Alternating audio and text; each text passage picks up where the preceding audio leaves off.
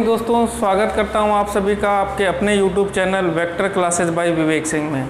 आज हम लोग थर्मोडायनेमिक्स शुरू करने जा रहे हैं। थर्मोडायनेमिक्स बिल्कुल बेसिक से पहला लेक्चर है, बहुत बेसिक होने वाला है। सिंपल चीज़ें हम लोग सेल्सियस, केल्विन, फ़ारेनहाइट और थर्मोमीटर्स, इन सब का आपस में कन्वर्जन, ये सारी चीज़ों पे चर्चा करेंगे। लेकिन ये इंपॉर्टेंट लेक्चर है क्योंकि इसे समझने के बाद आपको थोड़े थोड़े कॉन्सेप्ट कुछ क्लियरिटी से समझ में आने लगेंगे। फिर बाद में हम लोग बिहेवियर ऑफ गैसेज, KTG, इन सब पे चर्चा करने वाले हैं। तो आज का लेक्चर बहुत बेसिक है, सही से समझना है इसको। हम लोग पहले थर्मोमीटर्स समझते हैं। थर्मोमीटर्स का मतलब यानी जो टेम्परेचर है, सबसे पहले यही चीज़ सोचा गया कि ये टेम्परेचर को मेजर किस में किया जाए, भाई इसका क्या पैमाना रखा जाए कि किस में इस चीज़ को हम लोग मापेंगे कि कितना है टेम्परेचर, आज का टेम्परेचर कितना है। तो थर्मोमीटर्स बनाए गए। उन थर्मोमीटर्स को बनाने के लिए ये देखा गया कि कौन सी फिजिकल क्वांटिटी हमें चाहिए। तो सबसे पहले हमारे दिमाग में ये आया कि ऐसी कौन सी चीज़ें हैं जो टेम्परेचर से डायरेक्टली प्रभावित होती हैं। मतलब टेम्परेचर से डायरेक्टली ऐसी कौन सी फिजिकल क्वांटिटीज़ हैं जो टेम्परेचर के चेंज होने से उस क्वांटिटीज़ में, यानी उस सिस्टम के फिजिकल क्वांटिटीज़ में कौन कौन सी चीज़ें प्रभावित होंगी डायरेक्टली। तो उनमें हम लोगों ने चर्चा किया, मैंने नाम लिख रखे हैं। आज का जो टॉपिक है थर्मोमीटर्स, उसमें से physical quantity affected by temperature, मतलब टेम्परेचर के बदलने से कौन सी फिजिकल क्वांटिटी में चेंजमेंट आएगा। उसमें से वॉल्यूम ऑफ लिक्विड, यानी अगर लिक्विड में मैंने टेम्परेचर बढ़ाया या घटाया, कहने का मतलब हीट सप्लाई कर रहा हूँ। आगे चल के हम लोग पूरी टेम्परेचर की कहानी को हीट से कनेक्ट करेंगे। अगर मैं हीट सप्लाई कर रहा हूँ तो उस लिक्विड का वॉल्यूम बढ़ेगा, है ना। यानी कुल मिला के हमें ये चीज़ समझना है कि वॉल्यूम ऑफ लिक्विड जो है वो चेंज होएगा। दूसरी बात लेंथ ऑफ सॉलिड, हम इसी के बेस पे कहानी किसकी है, थर्मल एक्सपेंशन की। थर्मल एक्सपेंशन मतलब अगर किसी रॉड को हम टेम्परेचर देते हैं, इसमें थर्मल एनर्जी डालते हैं, तो ये रॉड क्या होएगा, धीरे धीरे एक्सपैंड करने लगता है, फैलने लगता है। तो यानी टेम्परेचर के चेंज होने से रॉड की लेंथ पर, यानी सॉलिड की लेंथ पर भी प्रभाव पड़ेगा। तीसरी चीज़ क्या है, pressure of gas at constant volume. जब मैं प्रेशर ऑफ गैस की बात करूँगा तो मैं वॉल्यूम को कॉन्स्टेंट करूँगा, जब मैं वॉल्यूम ऑफ गैस की बात करूँगा तो मैं प्रेशर को कांस्टेंट करूंगा। इन सबसे भी थर्मोमीटर्स बनाए गए। कैसे, आपको अभी समझाता हूं मैं। और पांचवी चीज क्या है, रेजिस्टेंस ऑफ वायर। रेजिस्टेंस जो होता है यानी इलेक्ट्रिकल रेजिस्टेंस वायर के, ये भी टेम्परेचर से अफेक्ट होते हैं। टेम्परेचर बढ़ने से जनरली कंडक्टिंग वायर के रेजिस्टेंस भी बढ़ते हैं और इंसुलेटर में या सेमीकंडक्टर में इसका विपरीत प्रभाव पड़ता है। ये सारी चीज़ जब हम लोग इलेक्ट्रो को आगे बढ़ाएंगे, करंट इलेक्ट्रिसिटी में और अच्छे से चर्चा करेंगे कि भाई रेजिस्टेंस का क्या एक्सप्रेशन है विद टेम्परेचर। अच्छा, तो इतनी बातें हो गई। क्या कहानी क्या थी कि टेम्परेचर के चेंजमेंट से, यानी टेम्परेचर में अगर बदलाव किया गया तो ऐसी फिजिकल क्वांटिटी और भी चीज़ें प्रभावित होती हैं, लेकिन मेनली जो है हम लोग 5 फिजिकल क्वांटिटी ऐसे हैं, है ना, 5 ऐसा सिस्टम है जो डायरेक्टली चेंज होएगा। और इन्हीं प्रभावों को देखते हुए हम लोगों ने क्या बनाए, थर्मोमीटर्स बनाए, यानी टेम्परेचर को नापने की डिवाइस। थर्मोमीटर क्या चीज़ होता है, एक ऐसा डिवाइस होता है, एक ऐसा फिजिकल डिवाइस है जो टेम्परेचर को मेजर करता है कि भाई कितना टेम्परेचर है। तो उसके लिए सबसे पहली जो चीज़ चर्चा करी गई थी वो सेल्सियस स्केल।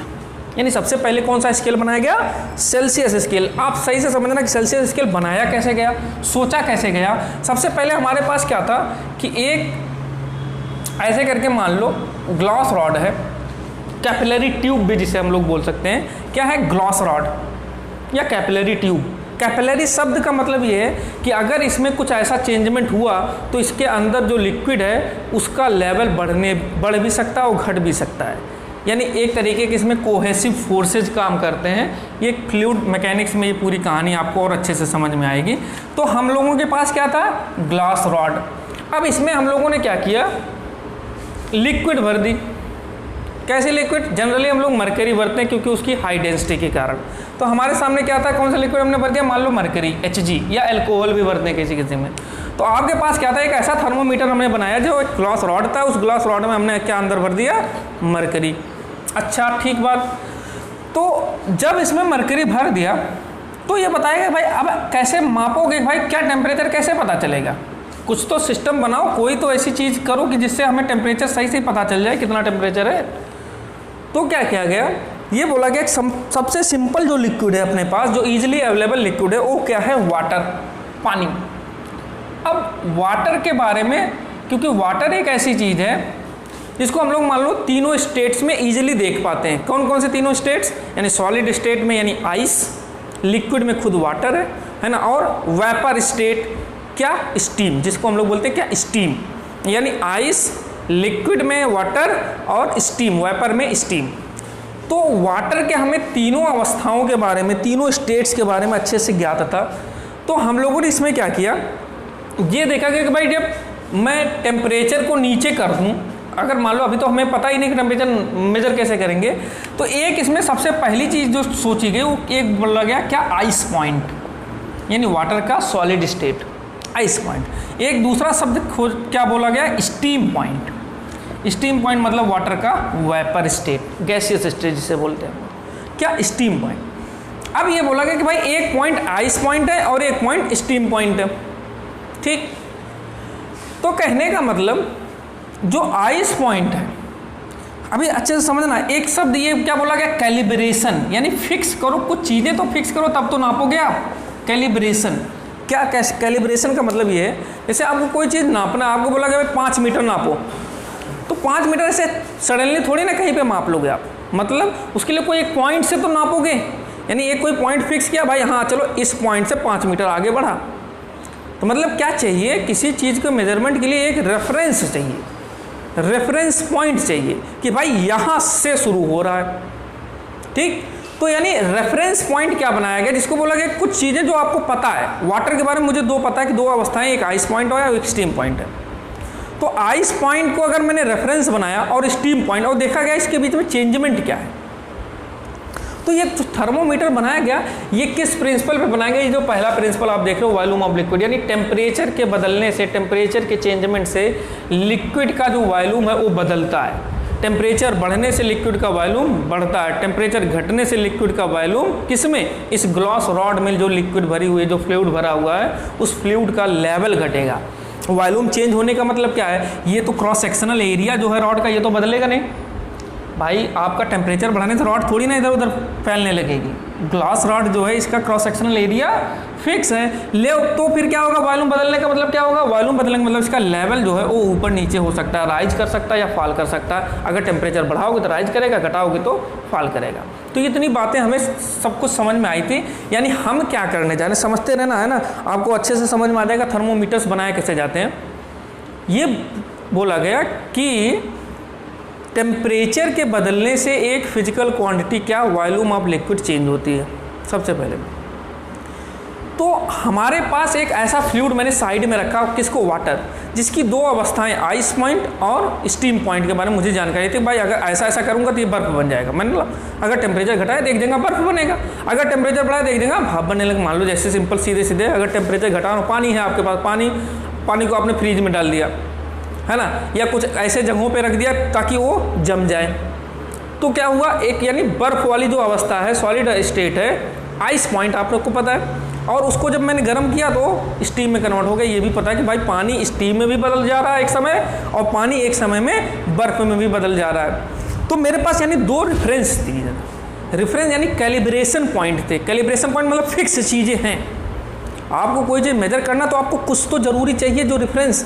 तो मेरे पास 2 रेफरेंस है, क्या, आइस पॉइंट और स्टीम पॉइंट, ये 2 फिक्स चीज़ें हैं, किसको लेके, वाटर को लेके, ठीक। तो इस लिक्विड को लेके मेरे पास 2 पॉइंट थे, आइस पॉइंट और स्टीम पॉइंट। तो ये बोला गया कि भाई जिस समय बर्फ बना, जिस समय सॉलिड में कन्वर्ट हुआ कौन, वाटर, उस समय आप देख लो क्या, उसमें किसको ले जाओ, इस ग्लास रॉड जो मरकरी से भरा हुआ है, एक सिंपल किसी लेवल पे, नहीं मतलब पूरा भर दिया, तब तो फिर लेवल आपको कैसे पता चलेगा राइज कर रहा फॉल कर रहा, थोड़ा मैंने भरा था, जैसे मान लो इस पॉइंट तक भर दिया, किसको, मरकरी जो है, ऐसे एक समझ लो इस पॉइंट पे मैंने भर दिया।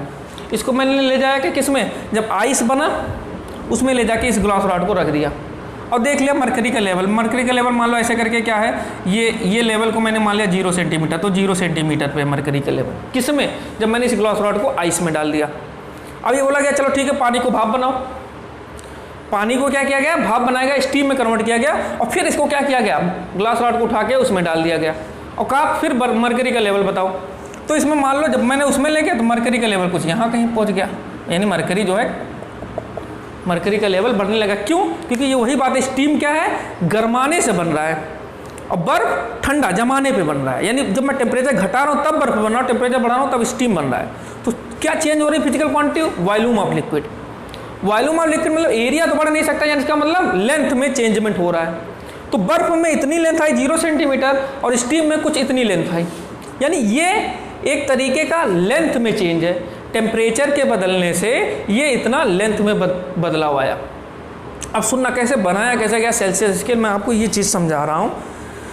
तो कहने का मतलब मुझे ये जो डाटा है इधर आपके सामने क्या रखा रहता है, स्केल, यानी आपको पूरा एग्जैक्टली डाटा पता है कि कितना सेंटीमीटर बदलाव हो रहा है। ये यानी आपको 1 सेंटीमीटर 2 सेंटीमीटर 4 सेंटीमीटर, यानी बगल में एक लेंथ वाली स्केल रखी है, लगी है यहाँ इसमें। यानी ये डाटा जो है, ये डाटा आपने ऐसे करके लिखा, मान लो मैंने इधर बनाया, ध्यान देना ये क्या था 0 सेंटीमीटर और ये डाटा जो भी है मान लो 10 सेंटीमीटर 20 सेंटीमीटर जो भी आया। तो कहने का मतलब ये पॉइंट क्या था, आइस, ये वाला जहाँ से शुरू हुआ जब मैंने इसे आइस में डाला था। और ये पॉइंट क्या बन गया था, स्टीम, यानी स्टीम पर मुझे मरकरी का लेवल पता है और आइस पर मुझे मरकरी का लेवल पता है, यानी इन दोनों के बीच में जो लिक्विड का राइज हुआ ये लेंथ मुझे पता है, ये लेंथ मुझे पता है, इसको मैंने यहाँ बनाया। अब क्या किया गया, ये चीज़ बोला गया कि भाई जब सेल्सियस ने इस पर चर्चा की तो उन्होंने ये बोला कि भाई जो 0 सेंटीमीटर आइस है इसको मान लेता हूँ मैं क्या है 0 डिग्री सेल्सियस।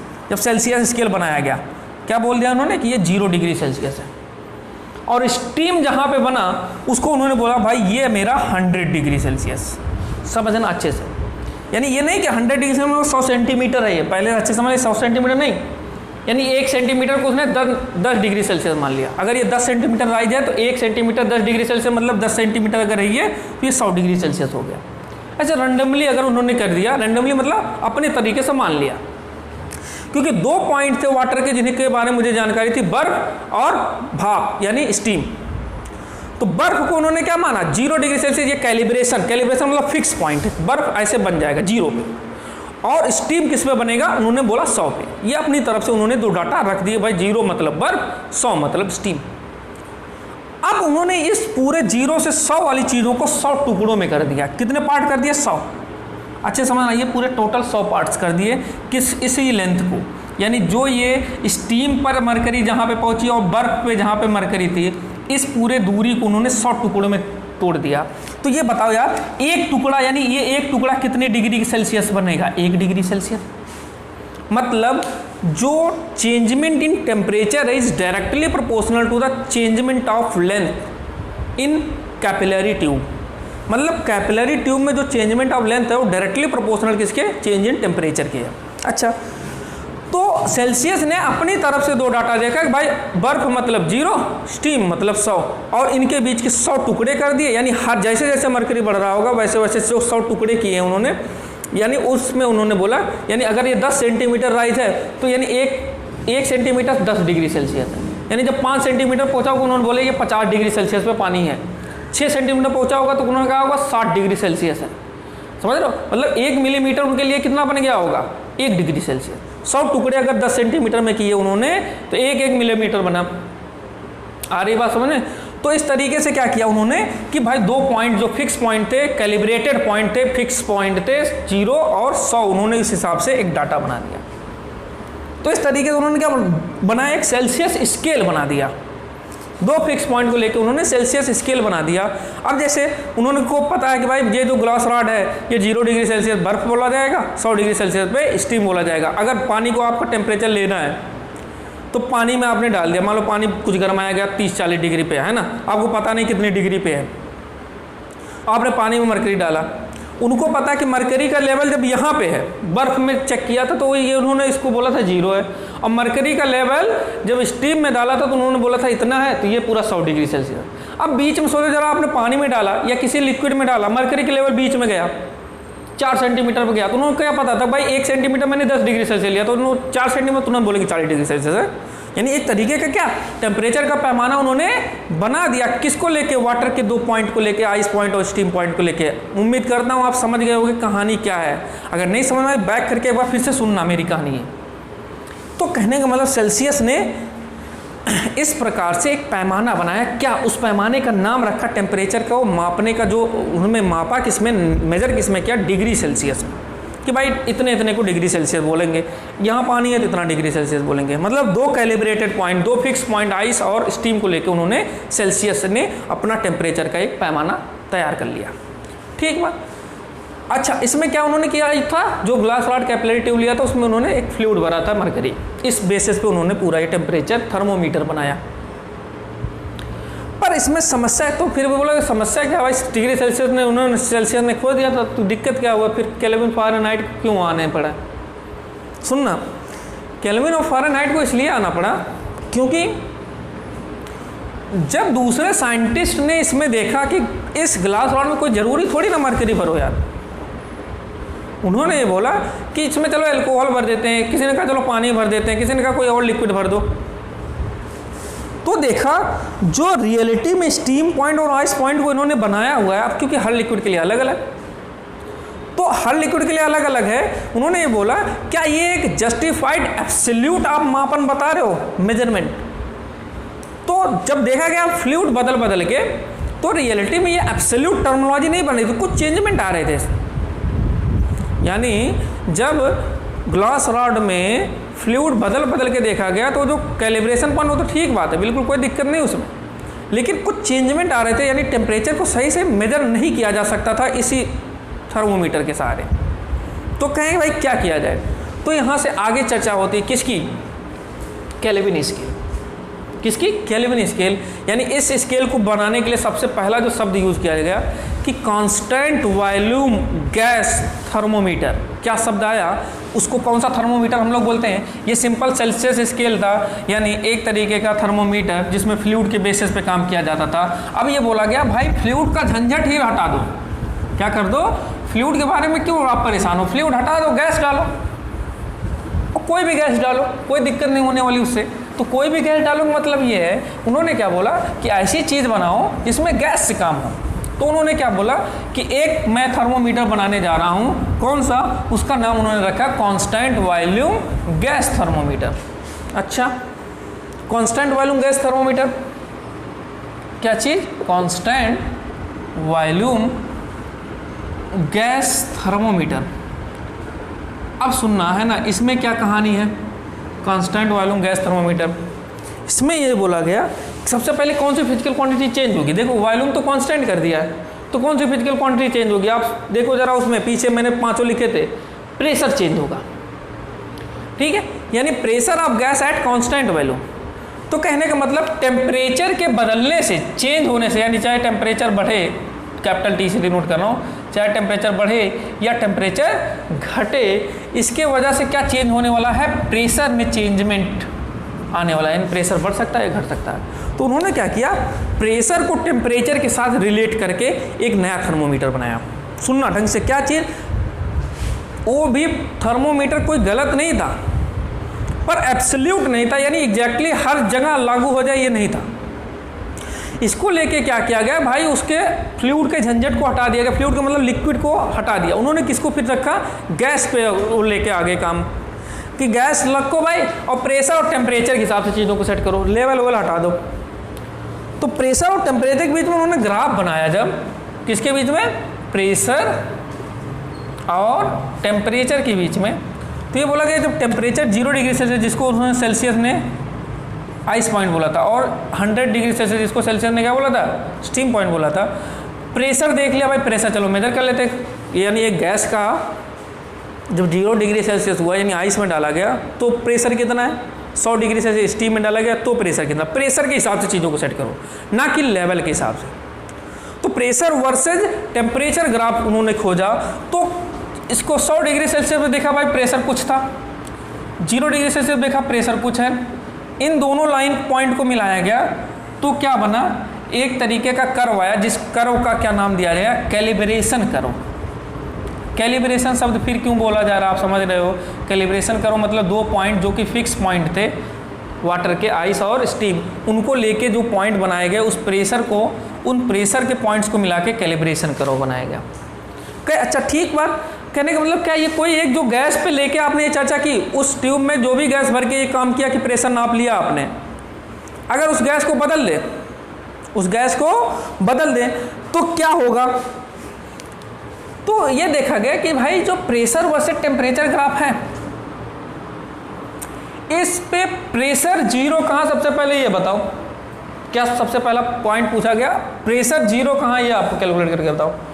तो प्रेशर जीरो कहाँ है? उन्होंने क्या किया, टेम्परेचर को पीछे बढ़ाया और ये वाली पॉइंट को आगे बढ़ाया। देखा गया ये जो पॉइंट है यहाँ पे क्या था, P जीरो है। क्यों भाई? P Y axis X axis पे क्या होता है, y की वैल्यू जीरो, यानी यहाँ पे P क्या है, जीरो है। लेकिन यहाँ पे टेम्परेचर की वैल्यू जब देखी गई तो वो कितनी थी, -273.15, -273.15 क्या डिग्री सेल्सियस में।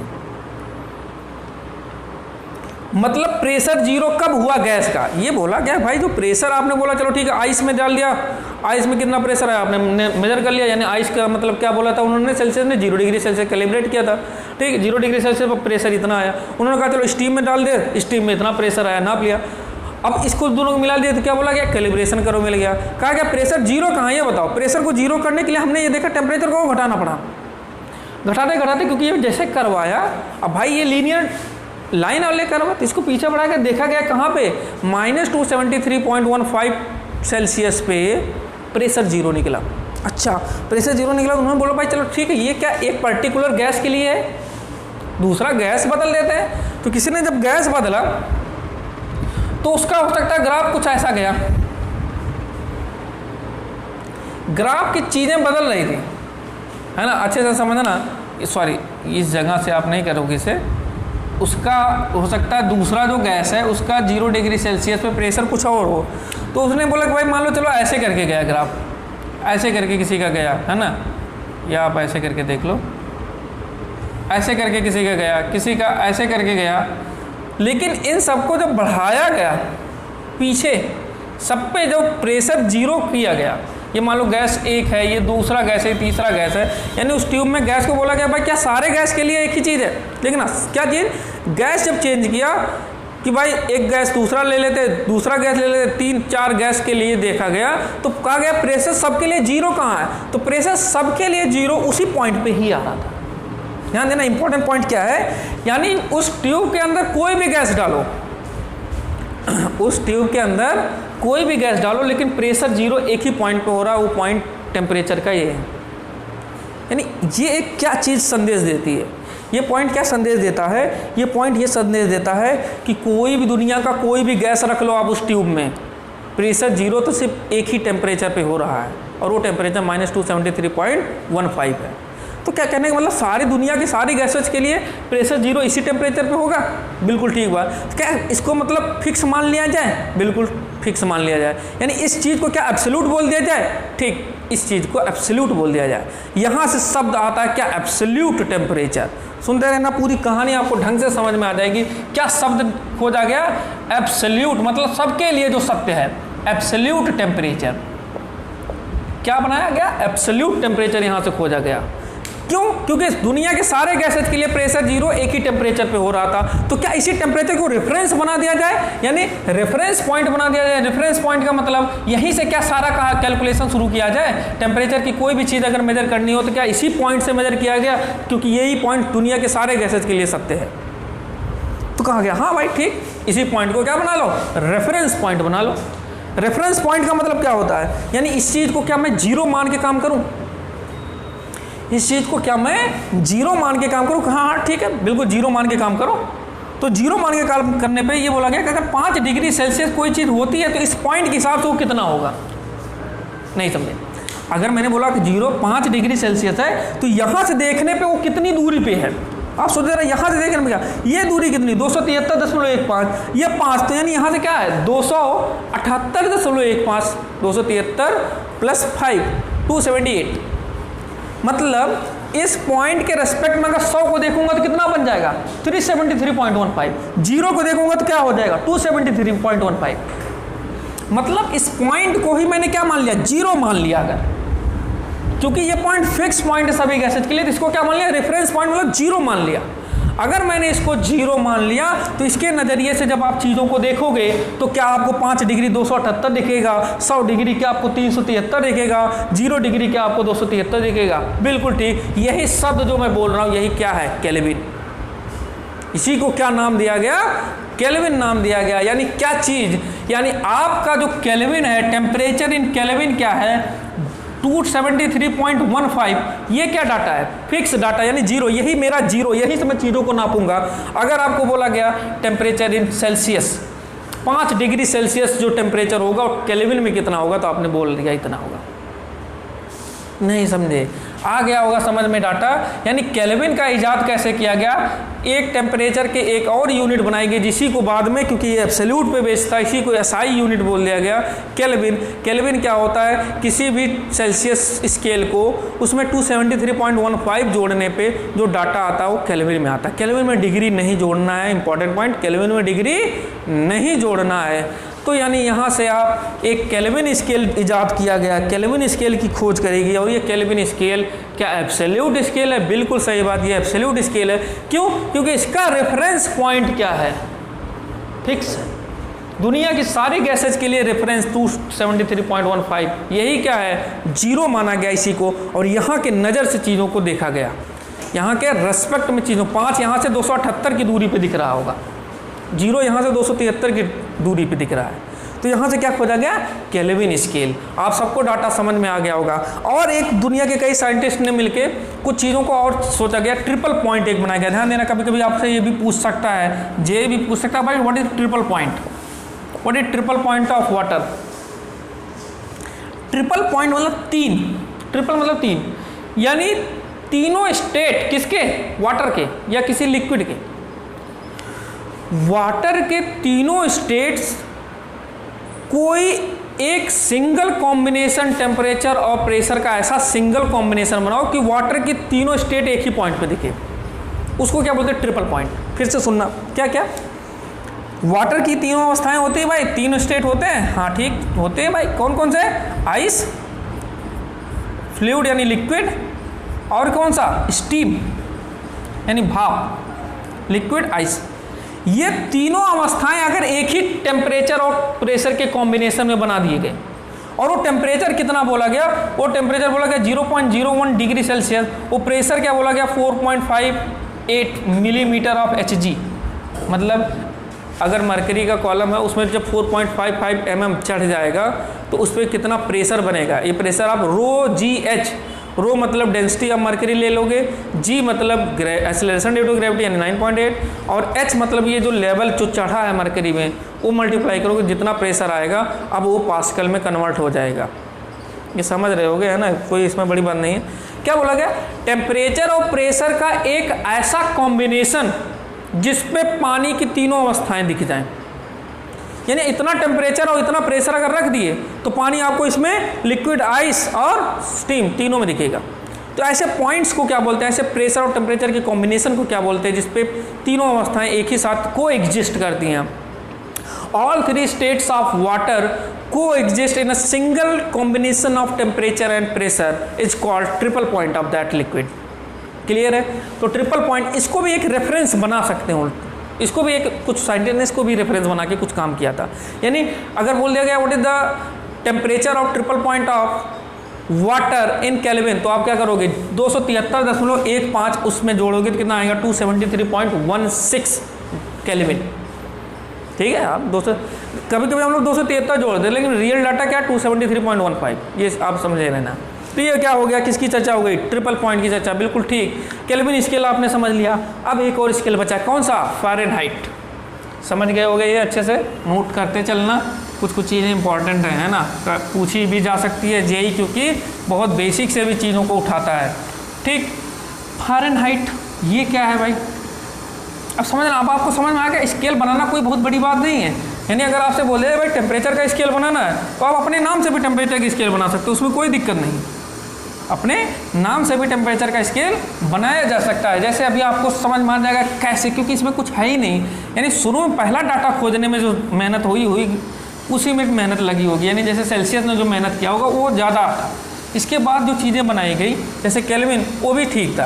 अब ये फ़ारेनहाइट बनाया गया, इसमें कोई बड़ी बात नहीं, फ़ारेनहाइट है ना। अब इसके बारे में देखना, फ़ारेनहाइट जो स्केल बनाया गया इसमें बहुत बड़ी रॉकेट साइंस नहीं लगाई गई, ये बिल्कुल आसान सा स्केल। और इसी के नाम पे फिर ऐसे आगे रिमर स्केल भी बनाया गया। आप अपने नाम से भी स्केल बना सकते हो, कोई दिक्कत नहीं है इसमें, क्योंकि कुछ रह नहीं गया, क्योंकि इंपॉर्टेंट क्या था सेल्सियस और केल्विन का। फ़ारेनहाइट अब ये क्योंकि ये यूएसए का पैरामीटर है, और जनरली हम लोग जो जैसे फीवर वूवर जो मेजर करते हो जनरली फ़ारेनहाइट में, वो जो आपका मरकरी वाला वो लगाते हैं डॉक्टर है ना, वो इसी पे रहता है, फ़ारेनहाइट में ही वो डाटा कैलकुलेट होता है। इसलिए हम लोग अच्छे से समझ लेते हैं क्या चीज़ ये बोला गया भाई कि आपके सामने जो है दो चीज़ें थी, कौन सी, एक तो 0 डिग्री सेल्सियस 100 डिग्री सेल्सियस, यानी आपके सामने क्या था सेल्सियस स्केल, अच्छे से देखना तीनों मिला के अब है ना, सेल्सियस स्केल। फिर इसके बाद आपके सामने क्या था केल्विन स्केल। अच्छा केल्विन स्केल एक पॉइंट जो है नोट करने लायक वो ये था, उसको समझना थोड़ा, केल्विन स्केल का जो एक पार्ट है और जो सेल्सियस स्केल का एक पार्ट है, यानी अगर आपसे ये बोला जाए भाई 5 डिग्री सेल्सियस कितना होएगा केल्विन में, तो आप बोलोगे 273.15 प्लस 5, यानी कितना आएगा 278.15 क्या केल्विन। अगर आपसे बोले जाएगा 10 डिग्री सेल्सियस कितना होएगा, तो आप बोलोगे 283.15 केल्विन। यानी अगर मैं ये बोलूँगा कि किसी में टेम्परेचर में 2 डिग्री सेल्सियस का टेम्परेचर चेंज हुआ, मतलब 2 डिग्री सेल्सियस का टेम्परेचर चेंज हुआ, अगर मान लो जैसे मान लो 10 डिग्री सेल्सियस था, 10 डिग्री सेल्सियस में कितना है ये 283.15। अगर मैं बोलूँगा आपसे कि 12 डिग्री सेल्सियस क्या होगा, तो 12 डिग्री सेल्सियस आप क्या बोलोगे 285.15 केल्विन। अरे समझ में आ रहा होगा ना, 10 डिग्री सेल्सियस 273 में जोड़ दिया 10, 273 में 12 जोड़ दिया, तो अगर आप बोला कि इन दोनों में डिफरेंस कितना है, तो आप बोलोगे 2 डिग्री सेल्सियस का, तो इन दोनों में डिफरेंस कितना है 2 केल्विन का। अरे नहीं समझे, दोनों में डिफरेंस कितना 2 केल्विन, मतलब 1 डिग्री सेल्सियस का डिफरेंस मतलब 1 केल्विन का डिफरेंस। मतलब ये है कि सेल्सियस के बीच का जो एक पार्ट होगा, यानी अगर 0 से 100 डिग्री सेल्सियस यानी 100 पार्ट, तो 100 केल्विन के भी वही पार्ट हैं। मतलब आप अच्छे से समझोगे जरा, ये जो 0 डिग्री सेल्सियस से 100 डिग्री सेल्सियस के बीच में आपका जो 100 पार्ट है टोटल, तो उतना ही पार्ट किसका है केल्विन का भी। केल्विन के भी 0 डिग्री सेल्सियस से 100 डिग्री सेल्सियस तक जाने में केल्विन के भी कितने पार्ट होंगे 100 ही पार्ट होंगे।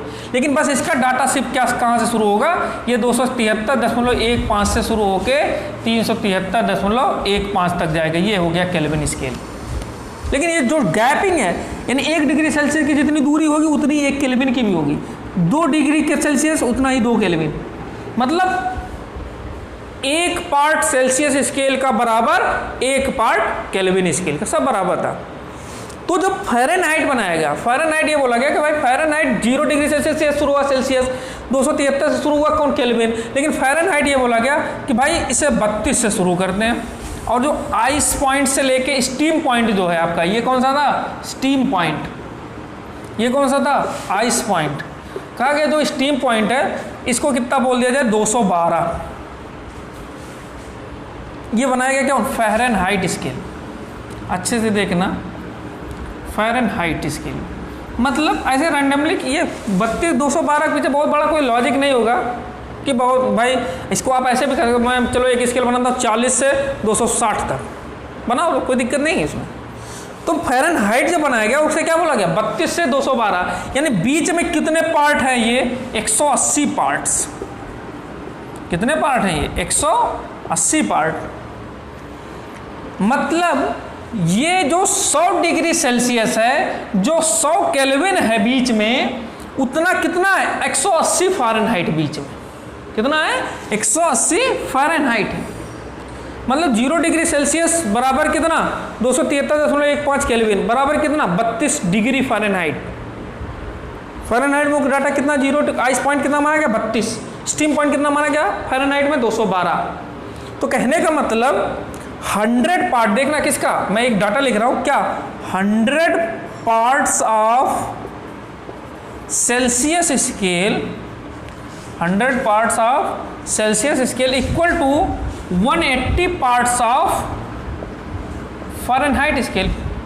भाई इसका 100 पार्ट जो है, 100 टुकड़े उसके 180 टुकड़े के बराबर है, क्योंकि आइस से स्टीम तक तो डाटा वही तो है। तो कहने का मतलब एक पार्ट कितने के बराबर होगा? सेल्सियस का एक पार्ट कितने? 180 बटे 100। 180 बटे 100 मतलब आप इसे कह सकते हो 25 जा 29 जा, यानी ये कितना आ जाएगा एग्जैक्टली 9/5 पार्ट ऑफ कौन सा? फ़ारेनहाइट। एक पार्ट किसका? सेल्सियस का 9/5 फ़ारेनहाइट के बराबर है एक पार्ट, यानी एक टुकड़ा और इसका एक टुकड़ा। ध्यान देना, इसका एक टुकड़ा जो है 9/5 मतलब ये लगभग 2, भाई 1.8 एंड लगभग 2 के बराबर जा रहा है। यानी इसका एक जो है, अगर इसका एक बोलेंगे तो इसका जो फ़ारेनहाइट वाला आप ध्यान से देखो, जब मिलाओगे तो ये एक यहाँ और ये 2 के बीच में मतलब 1.8 इतने डाटा के बराबर है। किसका? 1 डिग्री सेल्सियस जो है वो 1.8, ठीक है, उसके बराबर जा रहा फ़ारेनहाइट में। तो कहने का मतलब अगर फ़ारेनहाइट में बोला गया भाई 5 डिग्री सेल्सियस कितने फ़ारेनहाइट के बराबर होगा। अब लेकिन एक चीज़ समझना, ये कहाँ से शुरू होगा? 32 से। जैसे आपसे बोला गया 5 डिग्री सेल्सियस कितने केल्विन के बराबर हुआ, तो आप क्या करते थे? 273.15 में 5 डिग्री सेल्सियस जोड़ते थे। तो अब क्या हो गया भाई, क्या 5 डिग्री सेल्सियस कितने फ़ारेनहाइट के बराबर है? तो आप क्या करोगे? 32 में उसका 5 पार्ट इसके कितने पार्ट के बराबर होगा? 9/5 × 5। अरे नहीं समझे यार, कितना होगा? 5 डिग्री सेल्सियस, क्योंकि एक पार्ट 1 डिग्री सेल्सियस कितना है? 9/5 फ़ारेनहाइट के, 9/5 फ़ारेनहाइट। तो यानी वो फ़ारेनहाइट में टेम्परेचर क्या होगा? 32 + 9/5 टेम्परेचर इन सेल्सियस। क्या चीज़ अच्छे से देखना, temperature in Fahrenheit equal to 32, क्योंकि इसका रेफरेंस क्या है? फ़ारेनहाइट का रेफरेंस क्या है? 32। जैसे केल्विन का रेफरेंस क्या है? 273.15, तो वहाँ से प्लस करते थे ऐसे इसका 32 बाई और प्लस 32 में कितना ऐड करेंगे? 9/5 टेम्परेचर इन फ़ारेनहाइट। अब बोला गया 5 डिग्री सेल्सियस, तो फ़ारेनहाइट का 5 डिग्री सेल्सियस, यानी यहाँ पे आपने अगर ये आपका क्या है? सी लिखा है ना, क्या 5 डिग्री सेल्सियस अगर बोलोगे तो 5 डिग्री सेल्सियस यहाँ रखोगे तो 32 और 9 41 फ़ारेनहाइट बनेगा। यानी 5 डिग्री सेल्सियस कितने के बराबर होगा? 41 फ़ारेनहाइट के बराबर होगा। तो ये एक स्केल बनाया गया इस तरीके से फ़ारेनहाइट। आप अच्छे से समझ गए होंगे कि क्या कहानी है पूरी। अब इन सबको मिला के एक रीमर स्केल बनाया गया। रीमर स्केल क्या होता है? उन्होंने बोला भाई चलो ठीक है 0 डिग्री सेल्सियस है, उसी को 0 रीमर बोला गया, और उसको क्या बोला गया? आइस पॉइंट जो है 0 पे कर दिया गया और उसको 80 पे कर दिया गया। किसको? स्टीम को। यानी उसने 0 माना और 80 माना स्टीम को, तो उसके हिसाब से भाई क्या हो गया होगा? यानी 100 पार्ट किसका? सेल्सियस का, 80 पार्ट रीमर के बराबर है। तो 1 पार्ट सेल्सियस का ऐसे, और फिर उसने 0 से ही शुरू किया है, तो आप आराम से समझोगे 5 डिग्री सेल्सियस कितने रीमर के बराबर है। उसमें क्या है? स्टीम को 80 मान लिया है। अब किसी ने बोला भाई चलो ठीक है किसी एक और अपना स्केल बनाओ, कोई भी एक स्केल है ना, आप बना सकते हो कल्लू कसाई का स्केल, है ना, कल्लू कसाई का स्केल बोलो भाई 500, चलो भाई 500 जो है आइस पॉइंट हो गया, 3000 स्टीम पॉइंट हो गया, चलो एक कल्लू कसाई बराबर कितना डिग्री सेल्सियस, बना लो, कोई दिक्कत थोड़ी ना उसमें, क्योंकि कोई आप लॉजिक नहीं बना, आप जो बन गए वो कर सकते हो। बट इंटरनेशनली ये 3-4 स्केल जो है कौन? सेल्सियस, केल्विन, फ़ारेनहाइट और रीमर, ये एक्टिव है ना। तो इस तरीके से अच्छा इन तीनों को मिला के एक जो डाटा बनाया गया कि कन्वर्जन, क्योंकि आपसे कभी कभी पूछ सकता है, छोटा डाटा है, ये आप 9th में 10th में भी पढ़े होंगे, है ना, कोई उतना उसमें इंपॉर्टेंट नहीं, लेकिन इन तीनों को मिला के एक जो बनाया जाता है चारों को, वो हम लोग थोड़ा सा देख लेते हैं ताकि उसमें कोई दिक्कत ना हो। जैसे आपसे बोला गया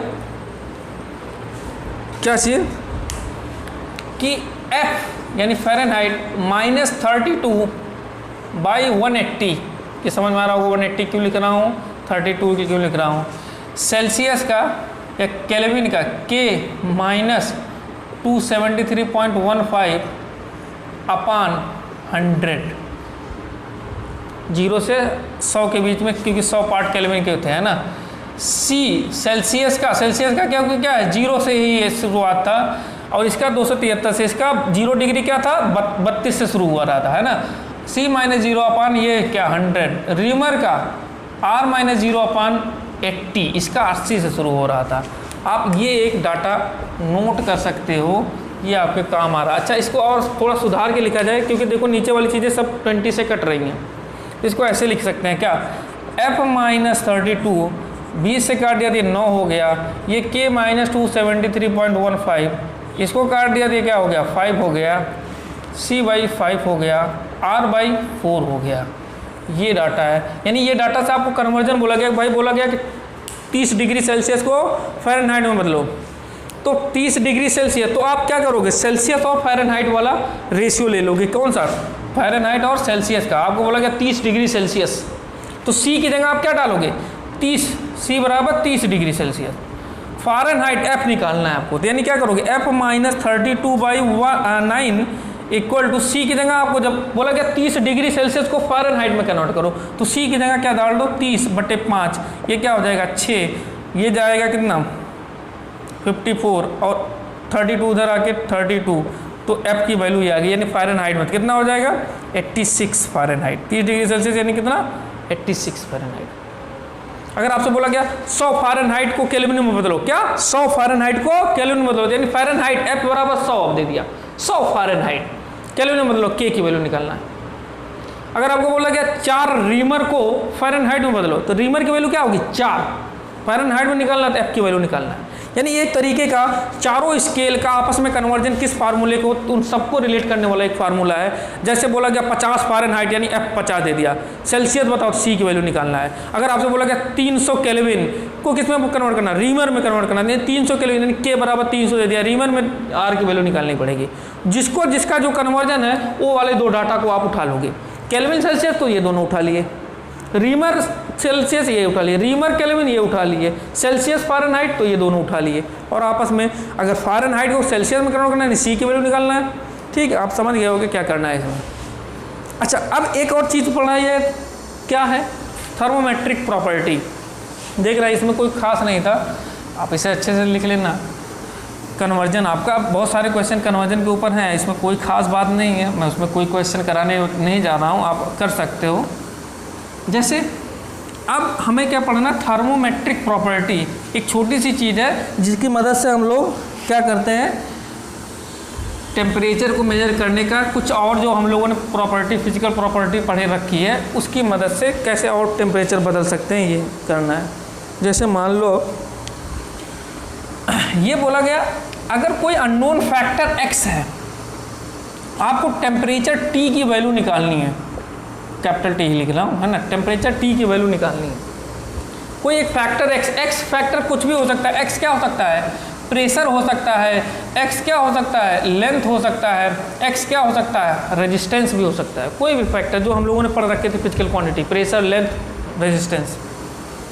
ये बोला जाए इस आपको दे देगा कि वो x 0 पे कितना था, 0 डिग्री सेल्सियस पे, यानी 0 डिग्री सेल्सियस पे x की वैल्यू कुछ है 100 डिग्री सेल्सियस, क्योंकि ये दोनों कैलिब्रेटेड पॉइंट फिक्स पॉइंट थे, उस पर मान लो x की वैल्यू x100 है।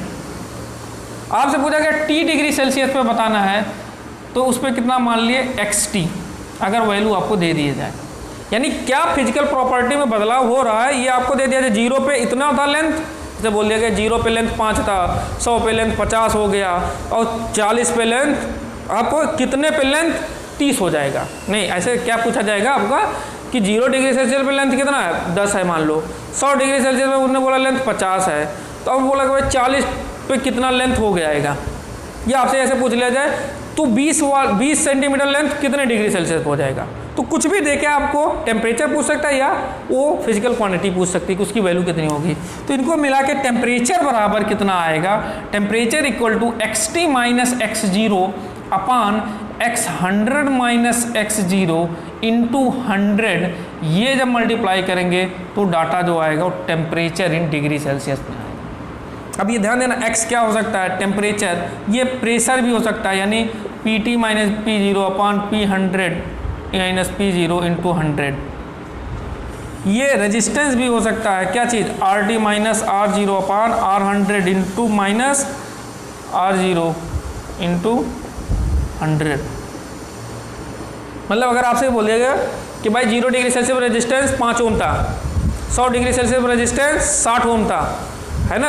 आपसे बोला गया अगर रेजिस्टेंस 40 ओम है उस समय टेम्परेचर क्या है, तो आपको क्या बोला गया अगर रेजिस्टेंस 40 ओम है, कितना टेम्परेचर, जो अननोन फैक्टर था उस पर टेम्परेचर आपको मान लो कितना है 40 ओम है, 40 कर दिया, 0 पे कितना 5 था, 100 पे 60 था, रखोगे टेम्परेचर आ जाएगा, यानी उस समय टेम्परेचर कितना है। ऐसे एक लेंथ को लेके भी L T minus L zero upon L 100 minus L zero into 100, तो ये टेम्परेचर थर्मोमेट्रिक प्रॉपर्टी मतलब फिजिकल प्रॉपर्टी की मदद से टेम्परेचर के वैल्यू को कैलकुलेट किया जाए अगर आपको प्रेशर, लेंथ, रेजिस्टेंस के फॉर्मेट में कोई चीज़ दी जाए। ये फार्मूला आप लिख सकते हो, ये आगे आपको रेजिस्टेंस जब पढ़ोगे उसमें ये आएगा, प्रेशर में भी एक चीज़ आएगी, है ना। तो इतनी बात हो गई किसको लेके, आपका इतनी बात हम लोगों ने किसको लेके कर लिया, थर्मोमीटर्स को लेके। अब ठीक है, थर्मोमीटर्स यानी हमारा क्या हो गया, यहाँ पे थर्मोमीटर्स वाली चीज़ खत्म होती है। अब क्या शुरू किया जाए, अब जो है वो जो चीज़ आ रही है वो भी बड़ी ही इम्पॉर्टेंट है।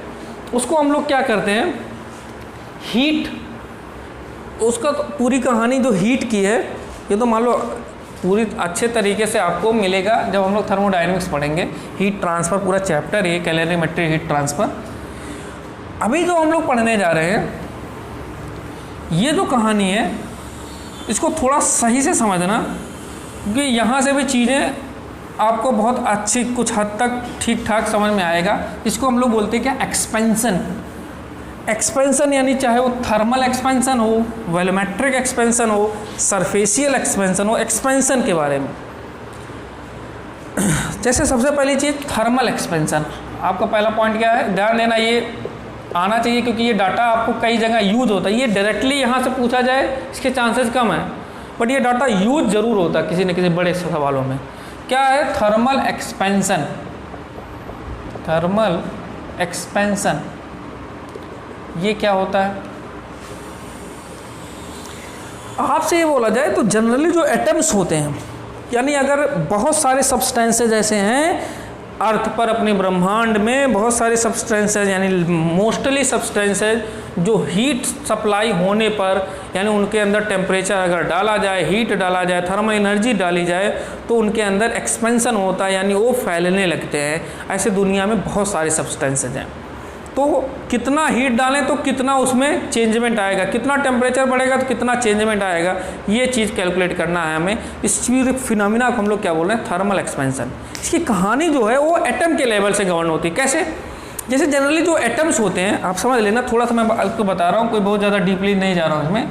जो एटम्स होते हैं यानी कोई सब्सटेंस बना है, ठीक, मान लो कोई स्टोन है, पत्थर है, उसके अंदर जो इंटरनल प्रॉपर्टी जो एटम जहाँ से वो गवर्न हो रही है, वो एटम के बीच की जो दूरी होती है कितनी होती है, 10⁻⁻10 मीटर। और ये एटम फिक्स नहीं होते, ये अपने इक्विलिब्रियम पॉइंट से क्या हो रहे होते हैं, वाइब्रेट हो रहे होते हैं। यानी सॉलिड के अंदर जो भी एटम्स हैं उनके इंटरनल प्रॉपर्टी वो 10⁻⁻10 मीटर, जो बीच के दो एटम के सेपरेशन है, वो एटम्स इक्विलिब्रियम पॉइंट पे क्या कर रहे होते हैं, वाइब्रेट हो रहे होते हैं। किस एम्पलीट्यूड के साथ, उनका जो एम्पलीट्यूड होता है वो 10⁻11 मीटर, इस एम्पलीट्यूड के साथ साथ वो क्या कर रहे होते हैं, वाइब्रेट हो रहे होते हैं धीरे धीरे। तो जब मैं थर्मल एनर्जी डालता हूँ, यानी टेम्परेचर बढ़ाता हूँ किसी सबसे में, जैसे मैंने एनर्जी डाली तो वो एटम क्या करेगा, एनर्जी पाके उसके अंदर क्या बढ़ जाएगी, काइनेटिक एनर्जी जाएगी। जैसे मान लो इस वाले एटम में मैंने क्या किया, एनर्जी डाला, टेम्परेचर बढ़ा रहा था, यानी थर्मल एनर्जी जा रही है। इसमें कौन सी एनर्जी जा रही है, थर्मल एनर्जी। अच्छा, थर्मल एनर्जी ध्यान देना, जनरली हम लोग जूल में मेजर करेंगे, पर एक और यूनिट होती है कौन सी, कैलोरी।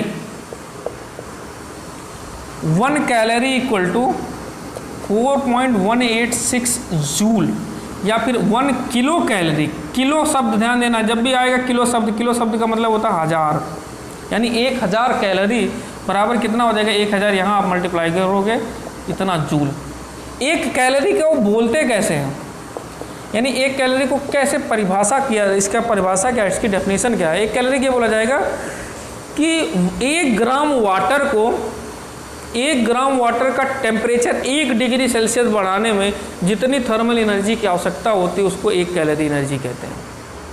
फिर से सुना क्या, 1 कैलोरी बराबर क्या, ये बोला गया 1 ग्राम वाटर को, 1 ग्राम वाटर के टेम्परेचर को 1 डिग्री सेल्सियस राइज करने के लिए जितनी एनर्जी की आवश्यकता होती है उस एनर्जी को हम क्या बोलते हैं, 1 कैलोरी। ठीक है, तो 1 ग्राम वाटर के लिए कितना, 4.186 जूल। 1 किलो कैलोरी, किलो शब्द मतलब 10⁻³ किलो शब्द का मतलब 10⁻³ 3, ऐसे मेगा भी शब्द आता है ना, 10⁻⁶, आगे भी 10⁻⁹, 10⁻12, माइनस में हम लोग ऐसे नैनो, पिको है ना, माइक्रो, मिली, ऐसे शब्द यूज करते हैं। फिलहाल आपको ये चीज़ चर्चा, मैंने क्या बोला कि अगर एटम में यानी सब्सटेंस में जब मैं टेम्परेचर बढ़ा रहा हूँ, मतलब थर्मल एनर्जी पुट कर रहा हूँ, जब मैं बोलूँगा थर्मल एनर्जी डाल रहा हूँ, दैट मीन्स हो सकता है वो टेम्परेचर उसका बढ़ने लगे।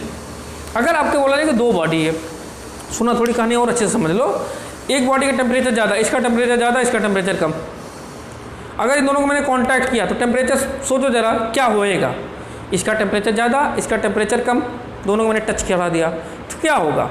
क्या टेम्परेचर इसमें से इसमें फ्लो होगा? गलत, टेम्परेचर इसमें से इसमें फ्लो नहीं होगा। क्या फ्लो होगा? थर्मल एनर्जी फ्लो होगी। यानी इस बॉडी की जिसका टेम्परेचर ज़्यादा है, इस बॉडी में जिसका टेम्परेचर कम है, इससे थर्मल एनर्जी निकल के इसमें जाएगी, तब तक जाएगी जब तक इन दोनों का टेम्परेचर सेम ना हो जाता है।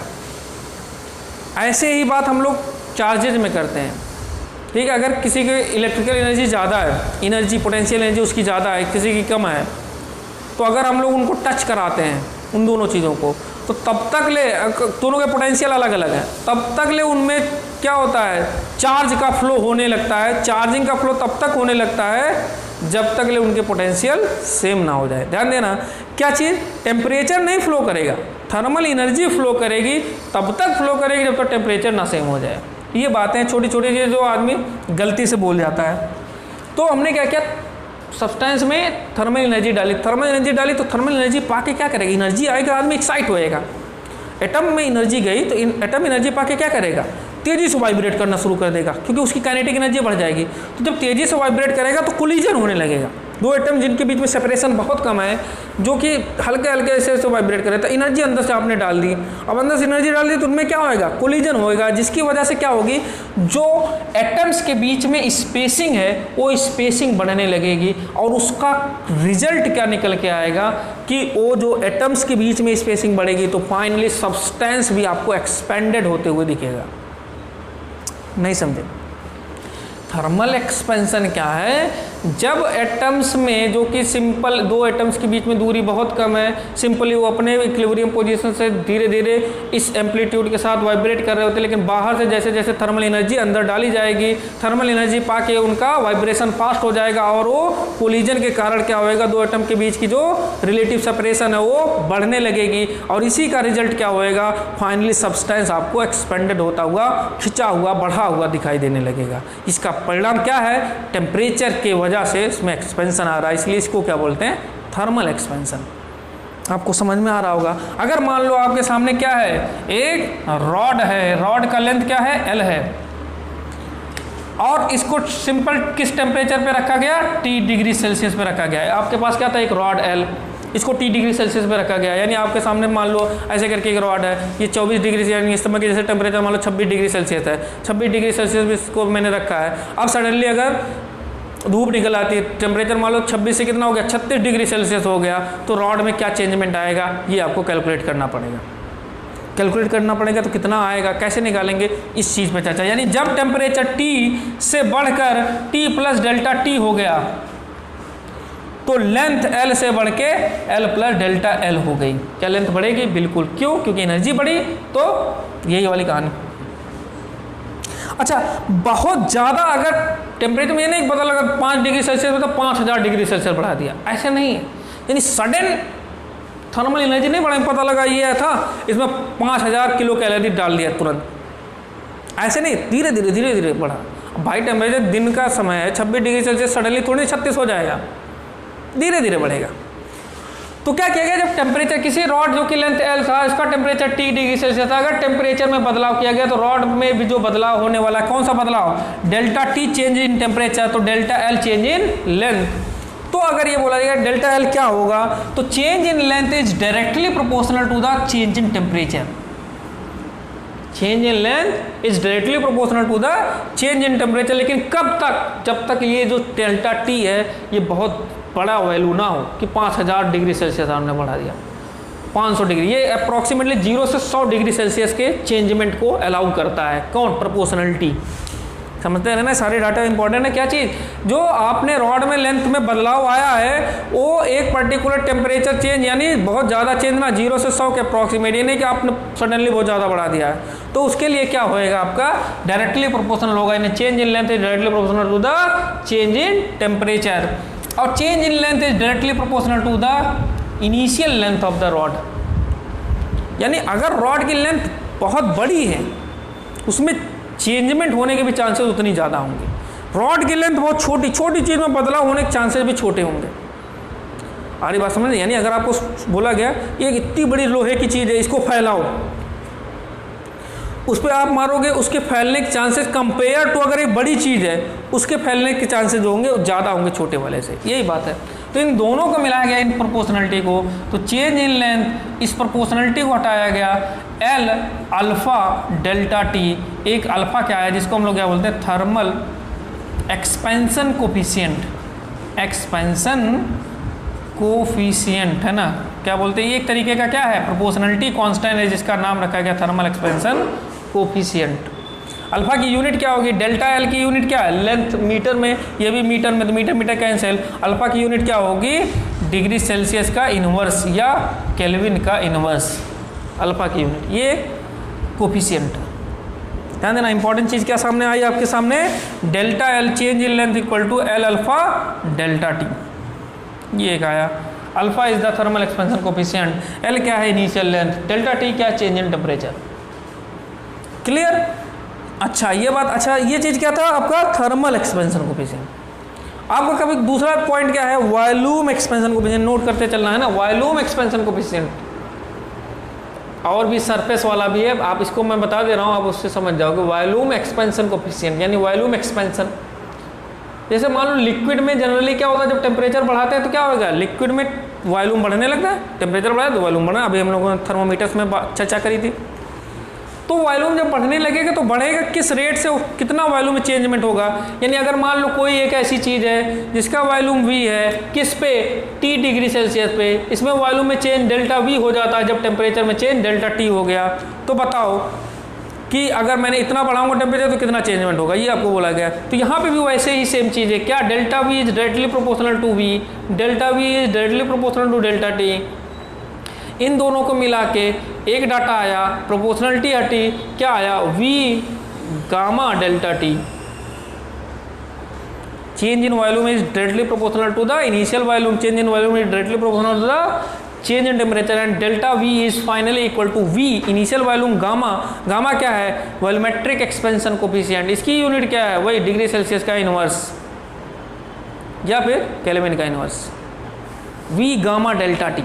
अच्छा अब ये बोला कि what is the relation between gamma and alpha, what is the relation between gamma and alpha, तो ये कैसे किया जाए, गामा इक्वल टू 3 अल्फा होता, कैसे आया भाई ये बता दो जरा, गामा इक्वल टू 3 अल्फा होता कैसे आया। मान लो एक क्यूब है, सॉलिड क्यूब है, इस क्यूब का वॉल्यूम क्या, अगर एल लेंथ का क्यूब है तो क्यूब का वॉल्यूम क्या होगा V equal to L cube. भाई एक क्यूब है, क्यूब का वॉल्यूम क्या होता है, अगर साइड एल है क्यूब का वॉल्यूम साइड का क्यूब, उसकी साइड यानी भुजा का क्यूब, तो एल क्यूब हो गया।